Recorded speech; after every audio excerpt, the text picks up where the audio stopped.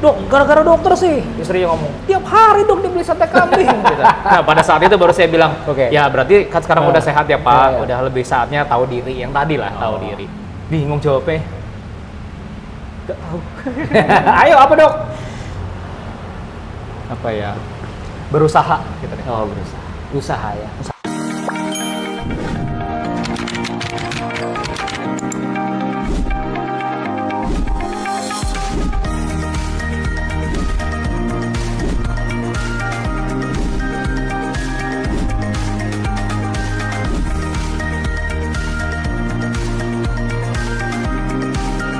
Check out Indonesia Healthcare Corporation Podcast.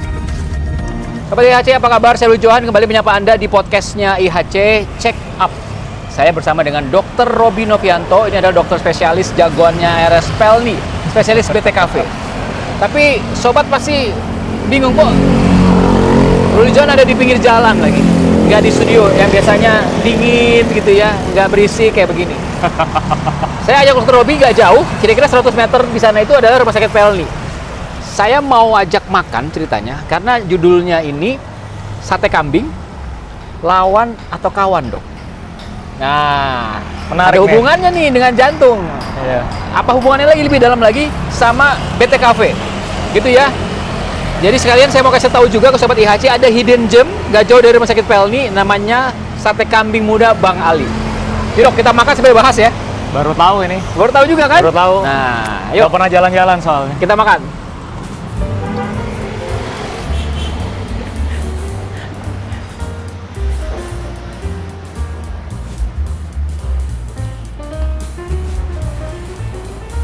Ayo dok, Ayo. sini dok. Oh sini.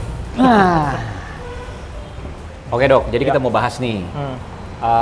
Saya suka banget kambing dan juga mewakili para sobat IHC kan. Cuman hubungan kambing itu larinya ke kolesterol. Nah, kolesterol ada hubungan dong dengan jantung dong. Ya jelas ada kalau Nah, itu. iya kan. Nah, itu yang saya mau bahas. Itu ya. Nah, tapi sebelum bahas itu, saya mau nanya dulu nih ke Dr. Robi. Wah, pas datang. Wih, mantap nih. Ya. Kasih ya Mas. Ya. BTKV dulu, banyak yang masih awam dengan kata-kata spesialis BTKV. Kalau SPJ, spesialis jantung, orang udah pada tahu lah, Ya. sobat udah pada paham. Oke. BTKV itu apa jadinya? Oke, jadi BTKV itu adalah bedah toraks, kardiak, dan vaskular. Itu kepanjangannya gitu ya. Bedah toraks, kardiak, dan vaskular. Nah, apa itu yang dimaksud toraks, kardiak, dan vaskular? Paling gampang deh, kardiak dulu. Maksudnya bedah jantung. Jadi segala pembedahan di bidang jantung yang bentuknya operasi terbuka itu pasti ranahnya di spesialis bedah TKV gitu ya. Kemudian kalau ngomongin pembuluh darah dari sisi vaskular, V-nya itu adalah pembuluh darah. Jadi BTKV adalah spesialis bedah pembuluh darah juga. Ya memang nggak sendiri ya, ada spesialis lain yang juga mengerjakan pembuluh darah. Dan satu lagi T-nya yang pertama hurufnya itu adalah bedah toraks. Toraks itu ya sebenarnya secara per definisi bahasa Latin, bahasa biologi sebenarnya rongga dada. Jantung dan pembuluh darah termasuk bagian dari rongga dada, tapi selain itu masih ada paru, jalan napas, dinding dada, tulang iga, tulang dada, kecuali tulang belakang yang level dada ya. Spine, beda ya? Kecuali spine, thoracic spine itu punyanya ortopedi gitu. Sama satu lagi kerongkongan. Saluran cerna itu yang kebetulan lewat di bagian toraks juga kadang-kadang harus kita juga bantu kerjakan gitu. Oh, itu jadi ya. Nah, kalau penyakitnya secara awam sakitnya apa? Apakah contoh misalnya kalau THT sinus, kalau BTKV apa sih penyakitnya? Contohnya ya, yang paling sering kalau jantung itu penyakit jantung koroner, udah jelas paling sering. Tapi selain itu masih ada penyakit jantung katup, masih ada penyakit jantung bawaan. Koroner berarti BTKV ngapain? Penyembuhannya apa? Yang paling sering kita lakukan adalah operasi bypass koroner. Oh, itu yang namanya operasi jantung bypass. Operasi bypass koroner ya. Bypass koroner. Koroner gitu. Kalau operasi yang di bidang lain misalkan bedah pembuluh darah bisa pada kaki diabetes, pembuluh darah kaki yang tersumbat atau membuat akses pembuluh darah pada pasien cuci darah gitu. Itu Oh, kita bikin juga aksesnya di tangan. bikin Itu aksesnya, BTKV yang kerjain. memasang aksesnya, BTKV juga mengerjakan. Oh, juga mengerjakan. Selain ada bidang spesialisasi lain yang juga mengerjakan. Tapi gitu. misalnya apa yang hanya bisa dilakukan oleh BTKV tanpa dokter lain? Yang nggak bisa dokter lain? Yang spesifik banget gitu ya. Spesifik banget pasti operasi jantung terbuka yang menggunakan mesin jantung paru. Termasuk operasi pembuluh darah besar seperti operasi aorta itu yang terbuka yang menggunakan mesin jantung pasti bedah TKV. Atau operasi pembedahan paru terbuka gitu ya, torakotomi gitu namanya, kita buka dada untuk angkat paru, itu pasti BTKV. Hampir pastilah. Kecuali di daerah tersebut tidak ada BTKV, lalu ada kasus trauma tertusuk. Ya, setahu saya, sepengalaman saya teman-teman bedah umum juga mengerjakan. Kalau nggak ada BTKV-nya, ya namanya emergency kan. Ya. Gitu. Oh, baik. Oke, sip. Udah datang? Kita makan, kita lanjut lagi ya di segmen berikutnya. Bahas baru nih tentang ini nih, yang nikmat-nikmat ini lawan atau kawan. Tetap di podcastnya IHC Check Up.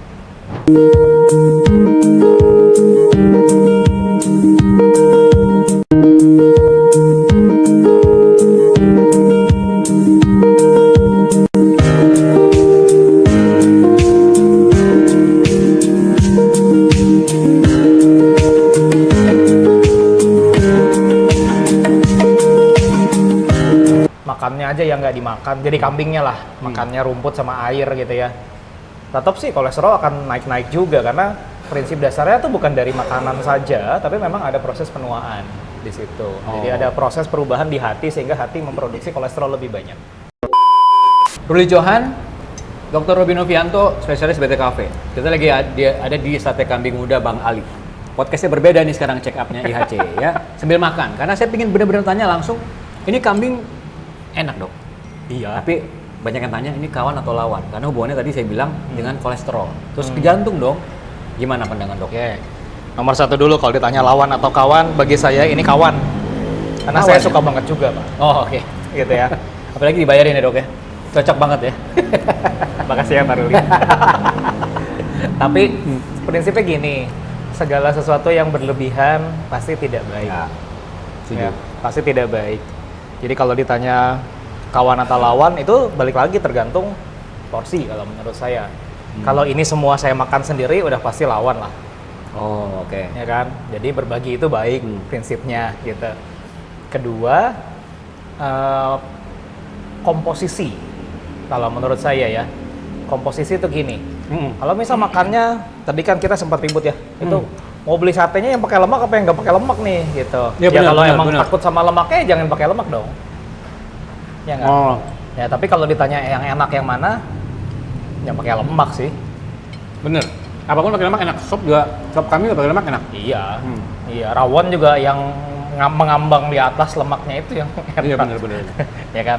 Maksudnya kalau kita dalam posisi kita udah tahu nih kita punya masalah dislipidemia, kolesterol kita tinggi, trigliserid kita tinggi, ya berarti selain obat-obatan yang diberikan oleh dokter, teman sejawat penyakit jantung atau penyakit dalam gitu ya, ya kita juga harus tahu diri lah, gitu lah. Makan boleh, tapi ngurangin kan. Gimana lah kita mau nilainya bagus gitu ya, rapotannya tiap cek lab. Kalau obat diminum tapi makan nggak terkontrol, susah lah. Iya sih, benar sih. Tapi kalau kita mau ngomong, ya sudah saya nggak mau minum obat tapi makannya aja yang nggak dimakan, jadi kambingnya lah, makannya rumput sama air gitu ya. Tetap sih kolesterol akan naik-naik juga karena prinsip dasarnya tuh bukan dari makanan saja, tapi memang ada proses penuaan di situ. Jadi ada proses perubahan di hati sehingga hati memproduksi kolesterol lebih banyak.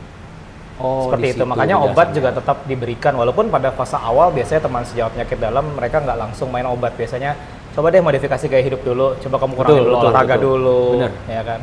Kalau sekarang orang suka ngomongnya defisit kalori ya. Iya. Nah, kayak Pak Ruli kan masih suka olahraga, main basket masih ya? Masih itu doang Masih ya? olahraga saya dok. Mau padel nggak mau dok. Nggak mau atau nggak boleh ya? Nggak boleh. Jadi kalau misalkan makannya banyak ya olahraga lah lebih banyak, kira-kira gitulah paling gampang kalau dari sisi defisit kalori. Tapi nggak sesimpel itu, kadang-kadang udah olahraga pun kadang-kadang kolesterol masih tetap tinggi ya, disitulah perannya obat karena memang prinsipnya perubahan fisiologi tubuh manusia ketika makin tua. Berarti sebetulnya apa yang terjadi sih dok, ini kan daging merah ya bilangnya begitu ya? Ya. Apa yang terjadi daging merah ini Daging kalau masuk merah. ke dalam tubuh kita, khususnya ke jantung. Jadi gimana? Ya, semua yang masuk ini kan ada kadar lemaknya, ada lemak jenuh, kandungan lemak jenuh, kolesterol, Ya. lemak tak jenuh gitu ya. Itu semua beda-beda di tiap hewan, di tiap potongan dagingnya, dan satu lagi yang kadang-kadang suka lupa dibahas, cara masak. Oh iya, saya dengar karena kalau cara masaknya dibakar gitu ya, Ha-ha. itu lebih kandungan apa namanya ya, saya lupa. Itu yang berbahaya, mau kanker gitu ya. Ya kalau Kalau ke maksudnya jantung kalau hubungan ya, kalau kalau ke cara jantung. masak kalau untuk oksidan ya maksudnya karsinogenik Karsinogenik, yang dibakar-bakar gitu gitu itu sebenarnya sih nggak langsung banyak berhubungan dengan jantung. Oh, nggak ada, Maksudnya jantungnya tidak nggak sebagai ada ya? faktor risiko klasik ya. Oke. Faktor risiko klasik untuk penyakit jantung koroner, kita bahas koroner ya. Dok, maaf ya saya makan dulu karena enak Ya, nih dok. siap. Koroner itu faktor risiko klasiknya kan jenis kelamin laki-laki, usia tua ya di atas 40 tahun laki-laki atau perempuan di atas 55 atau menopause. Kemudian riwayat keluarga atau sudah ada penyakit aterosklerosis di tempat lain gitu. Tapi yang tidak bisa dimodifikasi. Yang bisa dimodifikasi biasanya omongannya tuh rokok, Oke. kadar gula darah, kadar kolesterol, LDL terutama gitu ya. Sama tekanan darah, obesitas, itu bisa dimodifikasi. Lalu ada faktor risiko lain yang belakangan juga sering disebut. Stres, pola tidur nggak bener, Ya, itu belakangan lah. Tapi banyak terjadi di kita, tapi tidak masuk ke jurnal-jurnal dan sebagai yang klasik ditangani oleh dokter jantung. Misalkan dokter jantung bilang, Bapak berhenti merokok ya, pasti dia ngomong kan. Tapi kalau Bapak jangan stres ya, agak susah sih. Benar. Ya kita hidup apalagi di Jakarta ya. Iya. Baru berangkat kerja aja udah stres macet-macetnya gitu. Betul, Jakarta betul, kembali ke setelan pabrik ini habis lebaran. Dok, pernah nggak ketemu pasien ya di Pelni nih? Terus dokter nyeramain dia karena dia suka banget makan kambing nggak kekontrol gitu misalnya. Saya jarang sih ya, karena saya sebagai dokter bedah itu biasanya nggak di saat itu. Kan momen ketemu pasien itu ketika pasien kita ngontrol faktor risiko. Biasanya itu teman sejawat medik lah, penyakit dalam atau dokter jantung nih kalau di bidangnya ini gitu ya. Ya. Kalau saya ketemunya justru di bagian yang makan aja Pak, gitu. Karena habis operasi kan, habis operasi jantung. Hubungannya apa? Ya, Khususnya misalnya makanan juga termasuk ya, makanan oke. gini, Pasiennya daging merah pasca operasi jantung, pasca CABG, diabetes terkendali gitu ya. Tapi dia nggak mau makan karena mual, badannya nggak enak, kemudian lemes, rehabilitasi nggak berjalan lancar, luka calon-calon kebuka gitu. Kenapa? Karena nutrisi nggak masuk, penyembuhannya juga jadi nggak baik. Pada saat itu kadang-kadang ini senjata saya. Sekarang saya punya senjata baru nih. Coba geser dikit ke sana gitu. 100 meter dari Pelni ada sate kambing enak. Mungkin saya jadi bisa ngomong gitu sekarang. Tapi biasanya senjata saya kalau nggak sate kambing nasi padang biasanya. Karena ya inilah yang kadang-kadang di orang Jakarta banyak kan appetite-nya tuh akan meningkat kalau ketemu makanan-makanan yang enak seperti ini. Ya, Saya malah kadang-kadang menganjurkan makan aja. Kenapa? Karena orang yang habis operasi biasanya makannya nggak banyak. Jadi saya nggak pernah dapat yang wah mesti di stop gitu. Itu setelah berapa lama tuh. Jadi makan aja Pak sate kambing. Bener nih Dok, boleh. Happy banget kan? Ya. Oh iya boleh gitu. Minggu depannya ketemu udah sehat nih, udah nggak pakai kursi roda, udah bisa jalan, lukanya perbaikan gitu ya. Nanya gimana makannya? Dok, gara-gara dokter sih. Istrinya ngomong, tiap hari Dok dia beli sate kambing. Gitu. Nah pada saat itu baru saya bilang, ya berarti kan sekarang udah sehat ya Pak, udah lebih saatnya tahu diri. Yang tadi lah tahu diri. Yang penting porsinya dijaga juga begitu ya, dikontrol ya. Gitu ya. Sama kayak misalkan tahu diri tuh, tahu kolesterol tinggi, triglycerid tinggi. Ya kalau emang pengen kambing kan ada stop, nggak harus tongseng lah. Gitu. Karena tadi cara masak itu juga bagaimana kita menambahkan bahan-bahan penambahnya gitu ya. Tentu saja kalau dia santan kental sama sop bening ya tentu saja lemaknya lebih tinggi yang kental. Tapi kalau ini isinya kaki semua, lemak semua, sama juga sih sama aja. Gitu. Jadi balik lagi tahu diri, makanya ilmu tentang mengetahui isi makanan nutrisi ini apa gitu. Karena prinsipnya yang butuh masuk kan kalori secukupnya, protein secukupnya, mikronutrien secukupnya. Balik lagi ke ilmu gizi ilmu gizi yang standar. Secukupnya itu yang paling penting ya, kata kuncinya. Oke. Nah Dok, pertanyaan ya. Jadi kalau gitu lebih bahaya mana? Sate kambing, gorengan, atau minuman yang manis? Nah, jangan dijawab sekarang, nanti ya di segmen berikutnya ya. Kita makan dulu dong. Iya deh, ya. Yuk.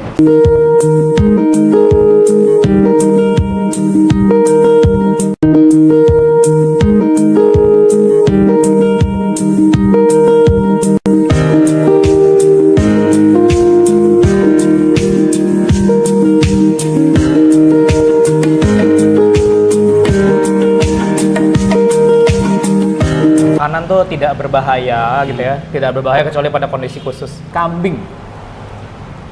Apa Dok? Enak. Wah enak. Enak kan makanya. Nih, sate kambing muda Bang Ali. Oke, podcast Indonesia Healthcare Corporation Check Up bareng sama saya Ruli Johan dan juga Dr. Robby Novianto, spesialis BTKV.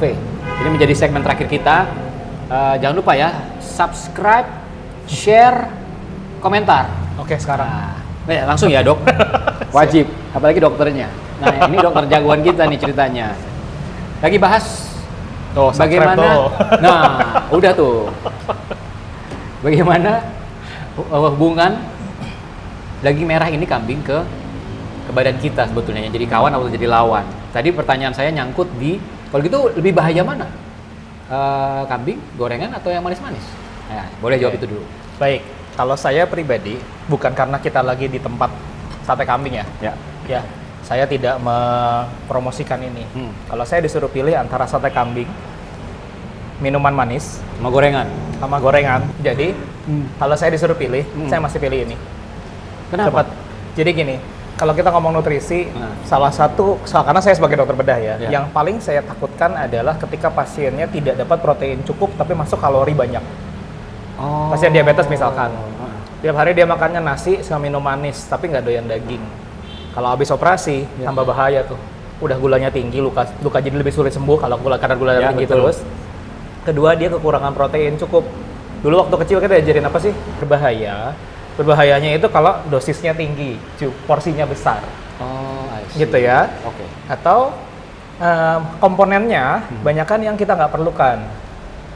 Ya gitu, misalkan kayak tadi minum es teh manis pada pasien diabetes itu jelas indeks glikemiknya tinggi, Ya. langsung dia tinggi Jebol langsung gulanya. kalau bilang katanya. Gitu. Tapi kalau dia makan ini, makan nasinya dibatasin seporsinya dia, Oke. itu cukup sih Pak. Gitu nggak seberbahaya itu minumnya air putih gitu. Ya, ya, Tapi ya. kalau tadi minumnya soda gembira ya salahnya sendirilah gitu. Ya. Gitu.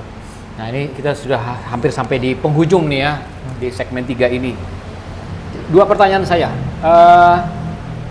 Jadi gejala awal gangguan jantung itu seperti apa yang sering dianggap sepele sebetulnya? Jantung apa nih? Jantung koroner. Kita batasi aja penyakit jantung koroner ya. Oke. Ya, karena kita lagi di sate kambing ngomongannya tentang kolesterol, berarti kita ngomong penyakit jantung koroner. Oh, betul. Ya, bukan penyakit jantung katup, bukan penyakit jantung bawaan, bukan gangguan irama yang bukan karena koroner gitu ya. Jadi kalau karena koroner, karena dia sifatnya adalah sumbatan pembuluh darah koroner, Ya. berarti umumnya urusannya adalah dengan nyeri dada, sesak napas, biasanya dipicu oleh aktivitas. Atau kalau tanpa aktivitas ya dia langsung jadi serangan jantung gitu. I see. Ya, Oke. keluhannya itu, dok saya jalan jauh, pas sekarang dulu kuat, sekarang enggak ya. Nah, cek. Iya, benar. Ya. Tapi gimana caranya tahu kalau nggak pernah jalan jauh? Iya juga. Sih. Ya. Di mall biasanya muter-muter itu Ya, berasa. enggak, Bapak kan rutin olahraga. Iya, iya, Kalau iya. orang yang nggak pernah olahraga, Nggak pernah tahu. dia di rumah aja, Betul, jalan cuma 100 meter bawa Ya. motor. Ya, 100 meter aja bawa motor. Gitu ya. Benar sih. Ya. Gimana caranya dia tahu kemampuan jantungnya dia sampai mana? Oh. Jadi kadang-kadang gejalanya masking. Saya nggak pernah sakit dok, selama ini nggak tau. Nggak pernah sakit atau nggak pernah dicek.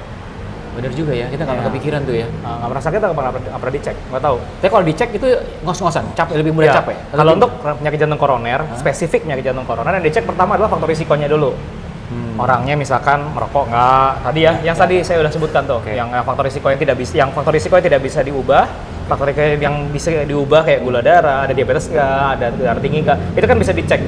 Ada MCU lah, Ya. ada MCU lah di setiap rumah sakit hampir pasti ada MCU. Betul. Itu dijalanin gitu ya. Kalau itu kita memang berisiko untuk sakit ini penyakit jantung koroner, berikutnya biasanya ketemu dengan dokter jantung, kemudian spesialis jantung dan pembuluh darah nih ya. Ya.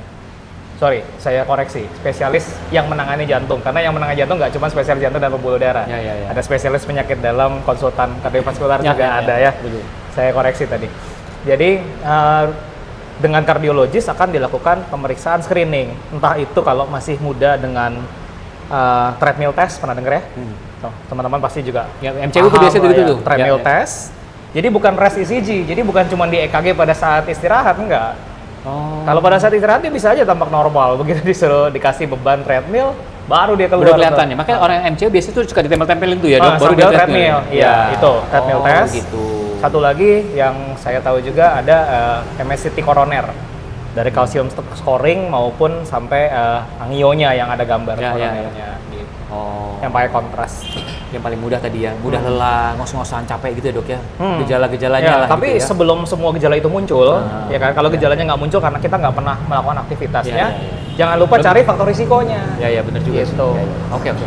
Sip dok, ini adalah pertanyaan pamungkas saya. Kalau podcast saya pasti nanya ini ke narasumber ya. Apa nih pertanyaan?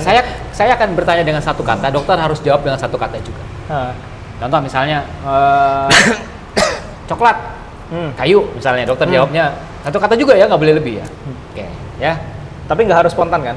Harus spontan dong, nggak boleh Aduh. bikin. Nggak boleh mikir ya? Boleh. Pertanyaan pertama, katanya adalah kambing. Apa dok? Enak. Wah enak. Oh, enak kan makanya. Ini sate kambing muda Bang Ali. Pertanyaan kedua, BT Cafe. Walaupun itu Operasi. kepanjangan ya. Operasi. Operasi. Kenapa? Emang pasti operasi ya ujung-ujungnya? Karena depannya bedah, dia bilangnya operasi. Iya sih, Padahal betul nggak sih. semua pasien juga sih dioperasi. Oh iya iya. Oke. Iya. Operasi. Yang terakhir, Robi. Bingung jawabnya. Nggak tahu. Ayo apa dok? Apa ya? Berusaha gitu deh. Oh berusaha. Usaha ya. Usaha. Kalau dokter gitu usahanya menyembuhkan orang-orang gitu ya. Kan Berusaha belajar gitu. dokter dok. kan berusaha ya dokter di Indosiar, kami sudah berusaha maksimal karena memang itu yang bisa dia lakukan. ada lain, ada bukan. Kita nggak bisa memastikan hasil kan. Ya, betul. Ya. Jadi kan yang di atas juga ya. Iya, kita nggak bisa ngasih hasil, tapi usaha itu pasti. Siap. Gitu. Usaha deh. Sip. Terima kasih Dr. Robi Novianto, spesialis BTKV. Sekali Makasih, lagi jangan lupa Pak loh, Rudi. ini kita lagi ada konteksnya hidden gem juga di RSPL nih ya. Makan ini. Iya. Jadi ngebawa makan ini jadi Jadi judul besok- podcast kita. Besok kalau mau nunggu operasi bisa kabur ke sini berarti. Tapi nggak boleh sering-sering. Tadi tahu diri. Proporsional aja Tahu ya. diri. Tahu diri. Tahu diri. Secukupnya.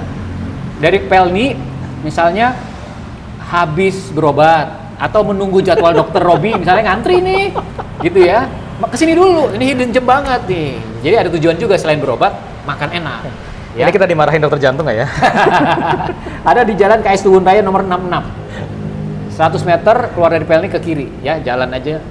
Ketemu tuh sate kambing muda Bang Ali. Logonya kambingnya muda. Ya, dok, ya? Kambingnya muda.